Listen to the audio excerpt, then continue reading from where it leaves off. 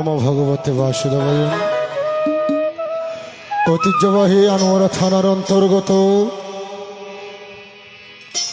পশ্চিম তোলাতলি গ্রামস্থ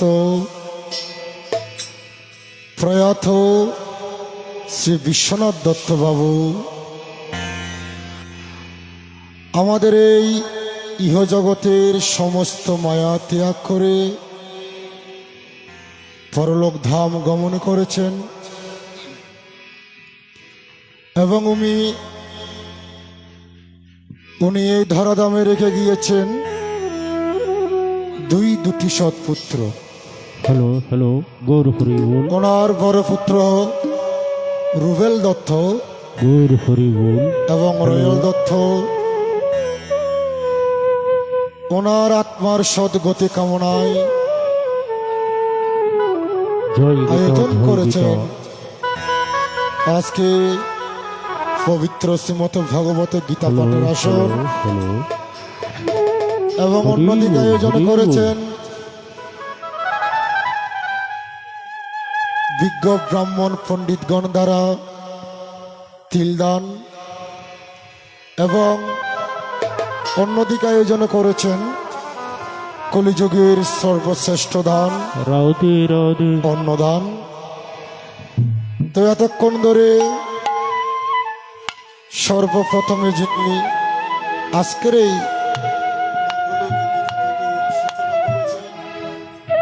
গীতা পাঠ আরম্ভ করেছেন অত্র এলাকার কৃতি সন্তান বিশিষ্ট আলাপ কীর্তনিয়া ও বিশিষ্ট গীতা পাঠক শ্রদ্ধাভাজন শ্রী প্রশান্ত কুমার দেব মহোদয় এবং তারপর পরেই একটি লালন সঙ্গীত আপনাদেরকে শ্রবণ করিয়েছেন অত্র গ্রামের এই কৃতি সন্তান আমার শ্রদ্ধেয় মাতুল শ্রী সজল দেব মহোদয় গৌর হরি বল। এবং পরিশেষে আপনাদেরকে কিছু গীতার অমৃত তত্ত্বকথা আস্বাদন করাতে আমি অভাজন দিনহীন কাঙ্গাল এসেছি আপনাদের সম্মুখে।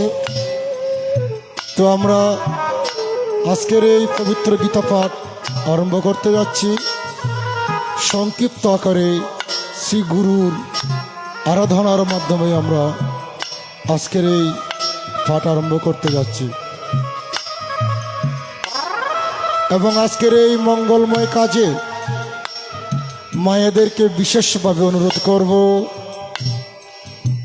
একটু মাঙ্গলিক উলোধ্বনির মাধ্যমে আমাদেরকে সহযোগিতা করার জন্য। হরি বল হরি বল।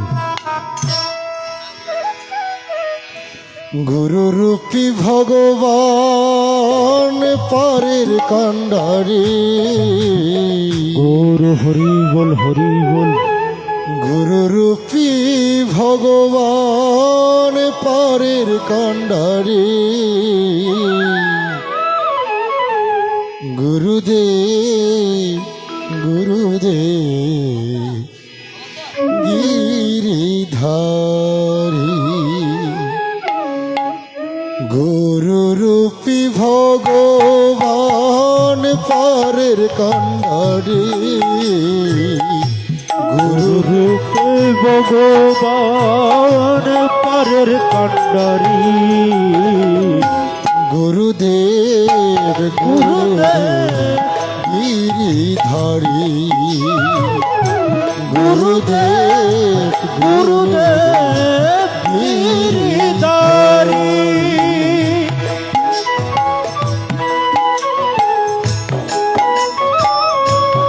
হরি বল হরি বল গৌর হরি।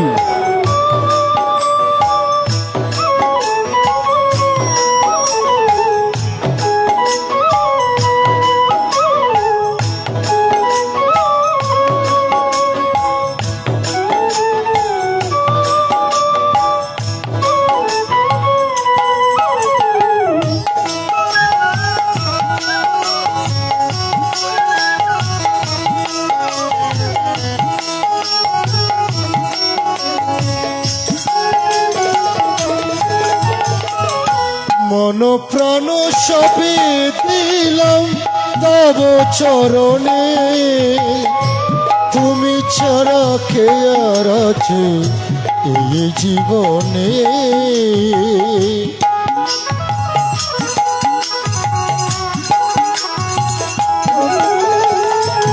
মন প্রাণ সবে দিলাম তব চরণে, তুমি ছাড়া কে আর আছে এই জীবনে। সবে কিছু ভুলে গেল তোমায় না ভুলে, সব কিছু ভুলে গেলে তোমায় না ভুলি। সবে কিছু ভুলে গেলেও তোমায় না ভুলি। গুরুদেব গুরুদেব গিরিধারী, গুরুদেব গুরুদেব গিরিধারী। গোর হরি বল, রাধে রাধে।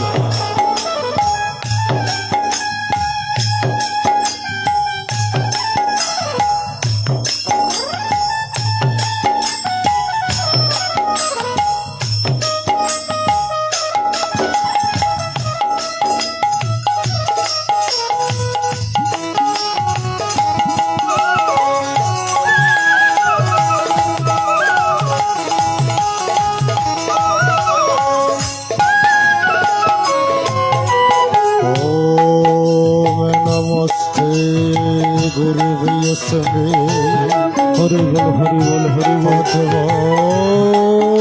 ফলাশল ছড়ি রাধে গোবিন্দ। শ্রী গুরু সুরেশ্বরানন্দর পায় সচিদানন্দ। জয় গীতা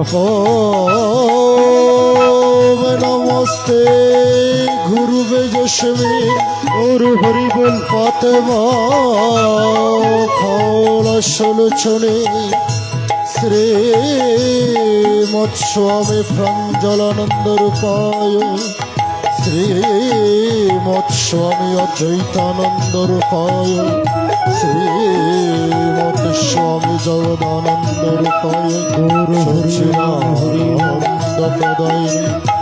ওম বাঞ্ছাকল্পতরুভ্যশ্চ কৃপা সিন্ধু ভয়বচ পতিতানপাবনভ্য বৈষ্ণবভ্যৈ নমো নমো।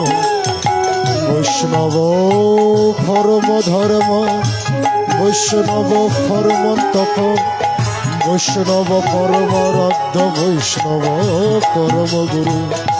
তত্ত্ব কাঞ্চন গৌরাঙ্গে রাধে রাধে বৃন্দাবনেশ্বরী জয় ভানুষ্যতং দেবী তং নমামি হরিপ্রিয়ে। বৃন্দায় তুলসী দীপ প্রিয়ায় কেশব সচ, কৃষ্ণ ভক্তি পদে দেবী সত্যবত্যই নম নম।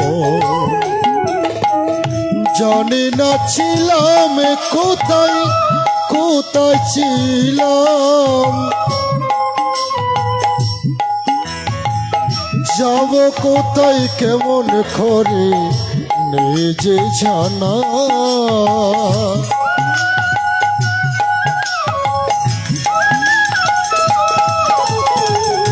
জানি না কোথায় ছিলাম এসেছি ধরায়, কেমন করে যাব আমি আছে ভাবনা।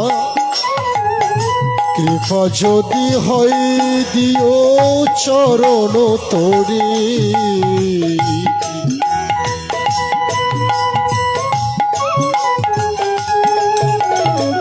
কৃপা যদি হয় দিও চরণ তোরে। গুরুদেব গুরুদেব গিরিধারী, গুরুদেব গুরুদেব গিরিধারী, গুরু গুরুরূপী ভগবান পারের কান্ডারে, গুরুরূপী ভগবান পারের কান্ডারে। গুরুদেব গুরুদেব গিরিধারী, গুরুদেব গুরুদেব গিরিধারী, গুরুদেব গুরুদেব গিরিধারী।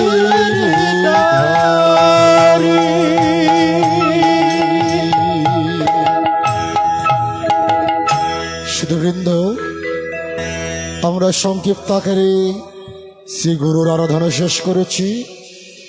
শাস্ত্রে বলছেন কি, ন গুরুর অধিকং তথ্যং, ন গুরুর অধিকং তপ, হরি বল হরি বল জ্ঞানত পরম নাস্তি তস্মৈ শ্রী গুরুরে নমঃ। গুরু হরি বল হরি বল। শাস্ত্র বলছে ন গুরুর অধিকং তথ্য, গুরুর উপরে কোনো তথ্য নেই, গুরুর উপরে কোনো শাস্ত্র নেই, গুরুর উপরে কোনো জপ নেই। ন গুরুর অধিকং তথ্য, ন গুরুর অধিকং তপ। গুরুর উপরে কোনো তপ নেই, কোনো ধ্যান নেই, কোনো ভজনা নেই। আমাদের সনাতন ধর্মে আপনি যতই ধর্মগ্রন্থ পড়ে দেখুন না কেন, সর্বমূলের মধ্যে রয়েছেন পতিত পাবন শ্রী গুরুদেব। বলছে যার উপরে এই সংসারের মধ্যে গুরুর কৃপা বর্ষিত না হয়, এই ভব সংসারের মধ্যে তার কোনো কার্যই সিদ্ধ হয় না। ওই শেষের দিনে যদি ভব নদী পার হতে হয়, সেখানে একমাত্র আমাদের বান্ধব হবেন হরি বল হরি বল। ওই যেদিন ভব নদী আমরা পার হতে যাব, সেখানে ভব নদীতে তরি নিয়ে বসে থাকবেন শ্রী গুরুদেব। শ্রী গুরুদেব ছাড়া আমাদের এই ভব সংসার থেকে মুক্তি হওয়ার কোনো কারণ নেই। তা শুধু বৃন্দ পদকর্তা একটি গানের মধ্যে বলছেন কি, ওরে গুরুর চরণ মূল্য ধন,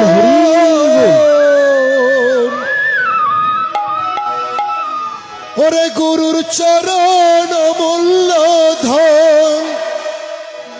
ওই আমি সময় থাকতে ছিলাম না, ছিলাম না। গুরু হরি বল হরি বল। যিনি লোহারে বানাইলা কাঞ্চা সোনা। গুরুর চরণ অমূল্য ধন। সময় থাকিতে আমি চিনলাম না, যিনি একমাত্র পতিত পাবন, লোহাকে বানাইলে যিনি কাঞ্চা সোনা। তার পদকর্তা আক্ষেপ করে বলছেন কি, আমার গুরু পরশ মণি গো, লোহারে বানাইলা কাঞ্চা সোনা। গুরুর চরণ মূল্য ধন, গুরুর চরণ মূল্য ধন, গুরুর চরণ মূল্য ধন। সময় থাকতে ছিলাম না, চিনলাম না। লোহারে বানাইলা কাঞ্চা সোনা। আমার গুরু পরশ মণি গো, গুরু পরশ মণি গো, লোহারে বানাইলা কাঞ্চা সোনা।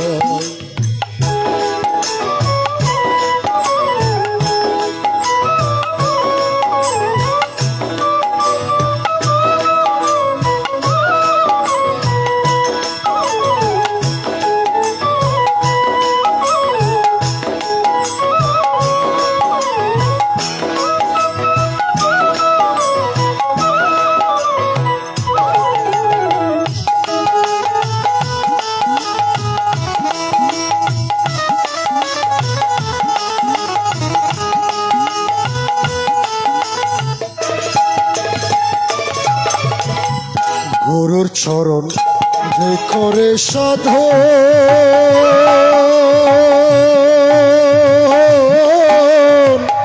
বিনা দুধে দই পাতায়া তোলে সে মাখন।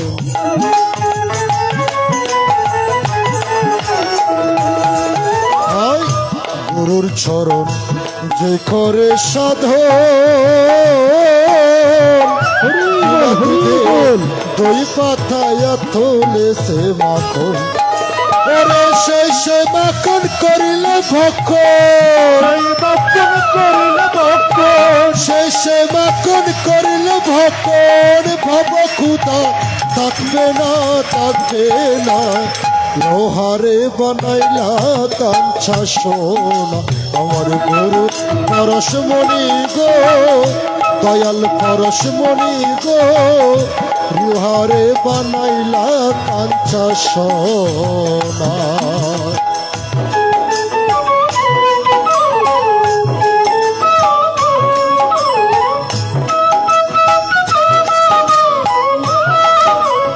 গৌর হরি বল।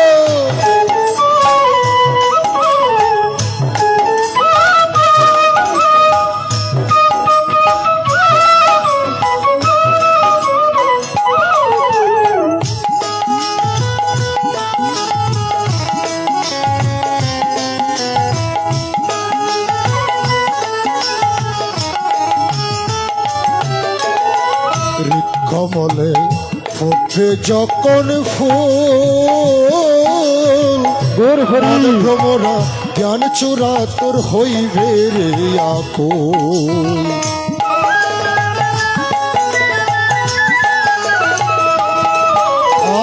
মৃত কমলে ফুটবে যখন ফুল, মন ভ্রমরা জ্ঞান চূড়া তোর হইবে রে আকুল, ওরে দেখলে সবই পাগল হবি, দেখলে চোখ পাগল হবি, দেখলে সবই পাগল হবি, কারো মানা শুনবে না শুনবে না, লোহারে বানাইলা কাঞ্চা সোনা, আমার গুরু পরশমণি গো, গুরু পরশমণি গো, লোহারে বানাইলা কাঞ্চা সোনা, ওরে গুরুর চরণ মূল্য ধর, গুরুর চরণ মূল্য ধর, গুরুর চরণ মূল্য ধর, সময় কাটতে ছিলাম না, লোহারে বানাইলা কাঞ্চা সোনা, আমার গুরু পরশমণি গো, গুরু পরশমণি গো, লোহারে বানাইলা কাঞ্চা সোনা, আমার গুরু পরশমণি গো, গুরু পরশমণি গো, লোহারে বানাইলা কাঞ্চা সোনা, লোহারে বানাইলা কাঞ্চা সোনা, লোহারে বানাইলা কাঞ্চা সোনা।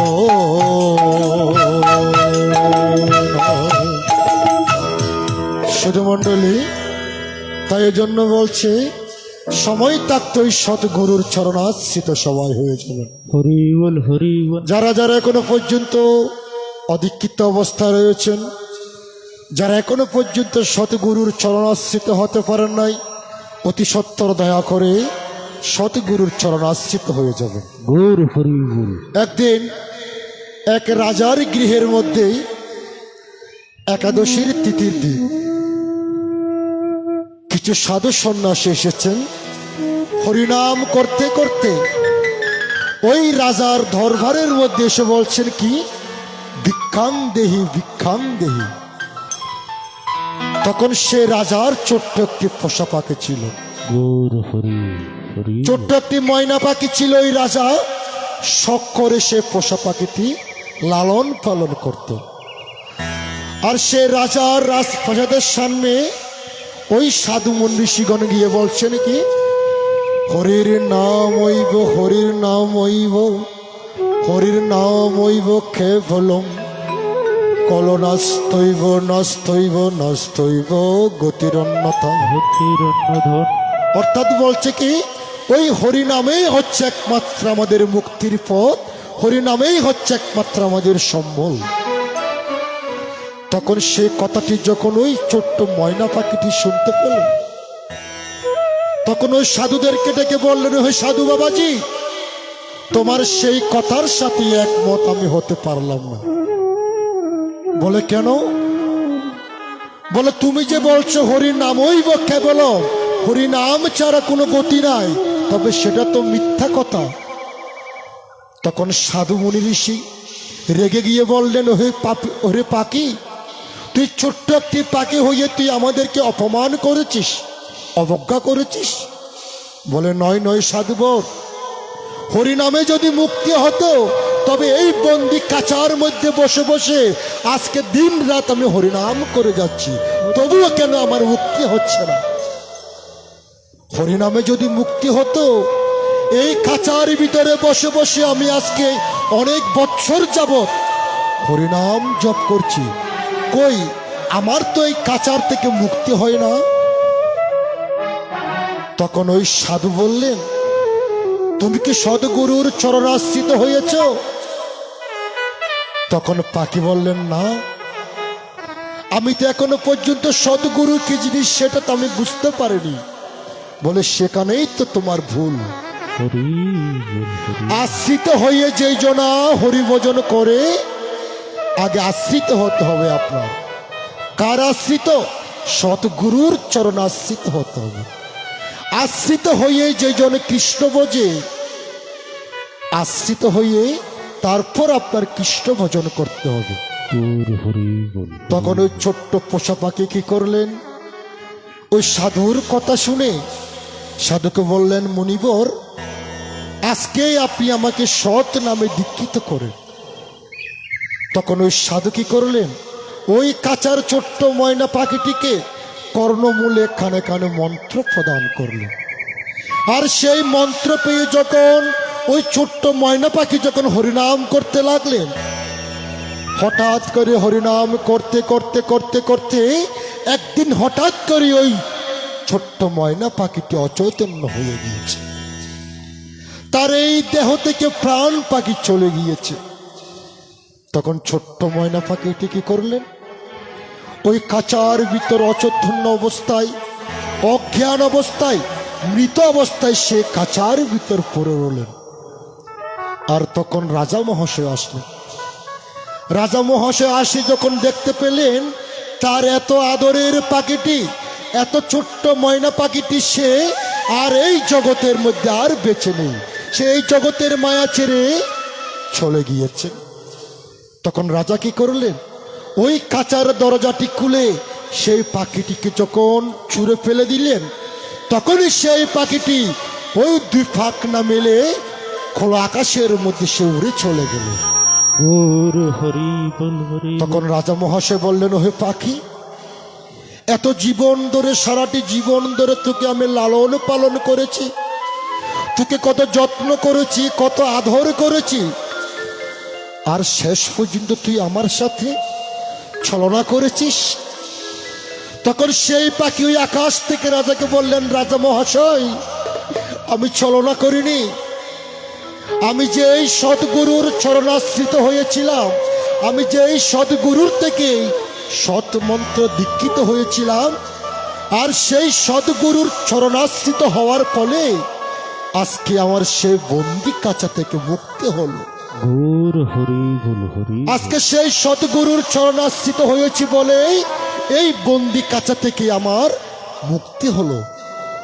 এটাই হচ্ছে সদ্গুরুর কৃপা, এটাই হচ্ছে সদ্গুরুর গুণ। তাই বলছে, যারা এখনো পর্যন্ত গুরুর চরণাশ্রিত হন নাই, অতি সত্বর দয়া করে চরণাশ্রিত হয়ে যাবে। না হলে কি হবে, ওই গুরুর দীক্ষা মন্ত্র ছাড়া হরিনাম করে কোনো লাভ নেই। এই মানব সংসারের মধ্যে আমরা এসেছি একমাত্র গুরুর চরণ সাধনা করার জন্য, একমাত্র গুরুরূপী ভগবানকে আমরা তুষ্ট করার জন্য। তাই পদকর্তা একটা গানে গানে বলছেন কি, গুরু পদে প্রেম ভক্তি হরি বল, হরি হইল বল। গৌর হরি। নম রাধে রাধে রাধে। হওয়ার কালে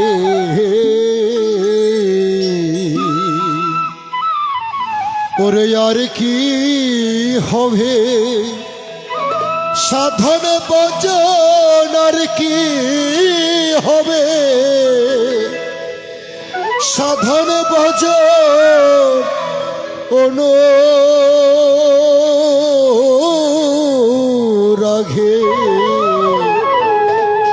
সময় সময় গেলে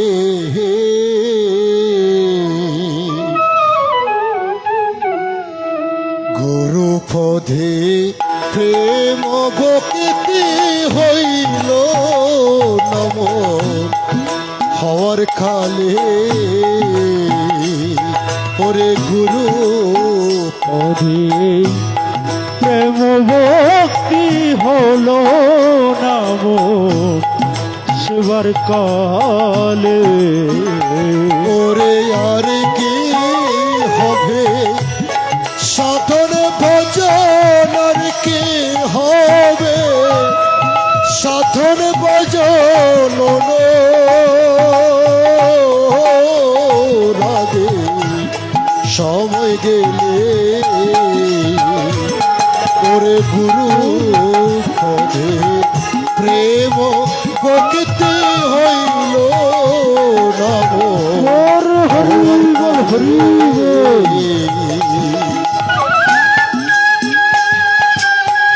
বাবা বাবা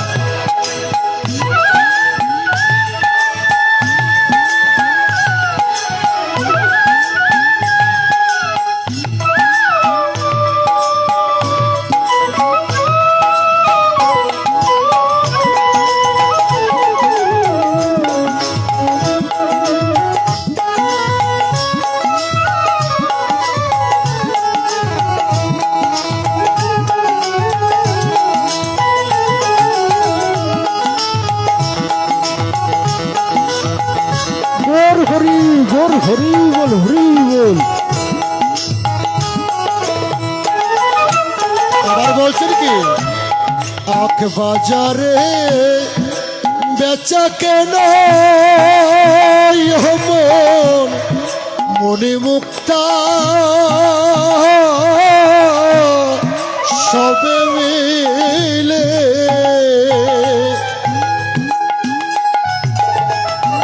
রাধে রাধে রাধে।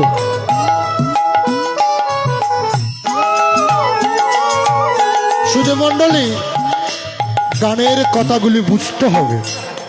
পদকার গানের মধ্যে বলছেন কি আকে বাজারের বেচা কেনা মনি মুক্তা সকল মিলে, অর্থাৎ আমরা যখন বাজার করতাম যাই তখন আপনি যদি সবার আগে যদি বাজার করতে যান ওই সমস্ত ভালো ভালো জিনিসপত্র আপনি বাজার করতে পারবেন।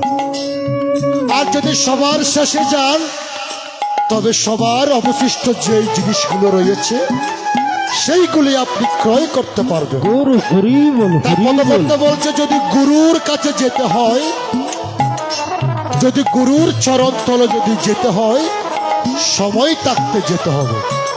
তাই এজন্য পদকর্তা বলছেন কি আখ বাজারে বেচা কেনা মনে মুক্তা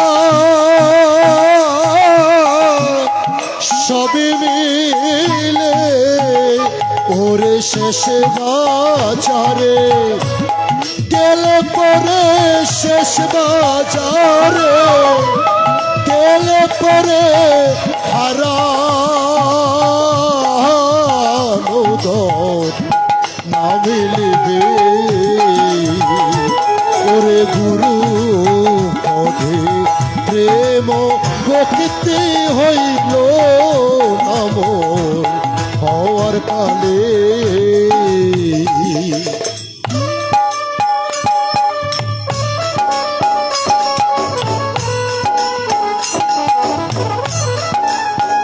গোর হরি বল হরি বল।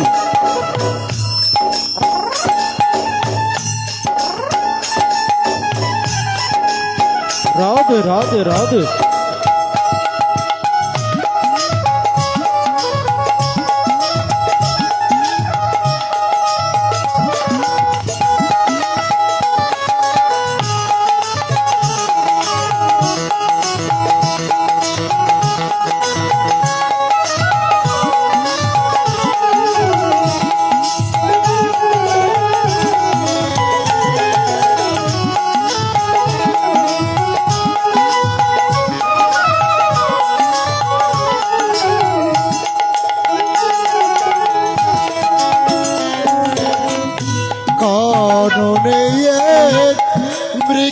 ছিল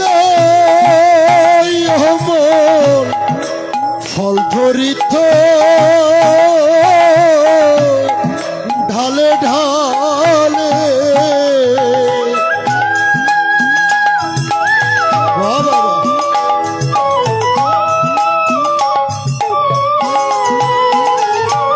আয় কাননে বৃক্ষ ছিল অমন ফল ধরিত ঢালে ঢালে ওরে অকালে ফল চিরলে পরে অকালে ফল চিরলে পরে বিনাশ হয় তার ডালে মূলে ওরে গুরু পদে প্রেম প্রকৃতি হইল জনার কি হবে সাধন ভজন অনুরাগে সময় গেলে ওরে গুরু পদে প্রেম ভক্তি হইল নমন হওয়ার কালে ওরে গুরু পদে প্রেম ভক্তি হইল নমন হওয়ার কালে ওরে গুরুর পদে প্রেম ভক্তি হইল নমন হওয়ার কালে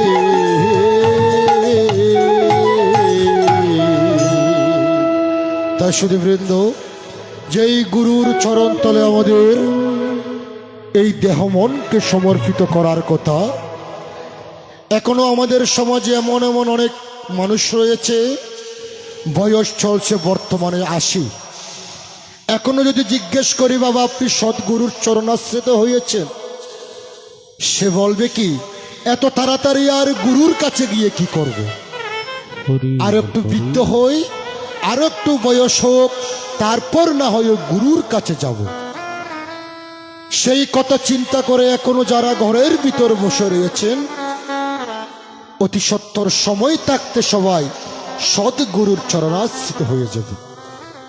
তা শুধু বৃন্দ চলুন আমরা আর দীর্ঘায়িত না করেই আজকের শ্রীমৎ ভগবত গীতায় আমরা মনোনিবেশ করব। শ্রীমৎ ভগবত গীতা কারো মুখের লেখা নয়, কারো হাতের বানানো নয়। এই গীতা হচ্ছে স্বয়ং ভগবানের মুখ নিঃসৃত বাণী। এই গীতার মালা যারা গলায় পড়েছেন তাদের ওই অন্তিমকালে যম যন্ত্রণা থেকে তারা মুক্তি হতে পারবেন। তা শুধু বৃন্দ চলুন আমরা গীতার 2য় অধ্যায় পাঠে মনোনিবেশ করব, গৌর হরি বল তারপর সে সাথে গীতার আলোচনা হবে।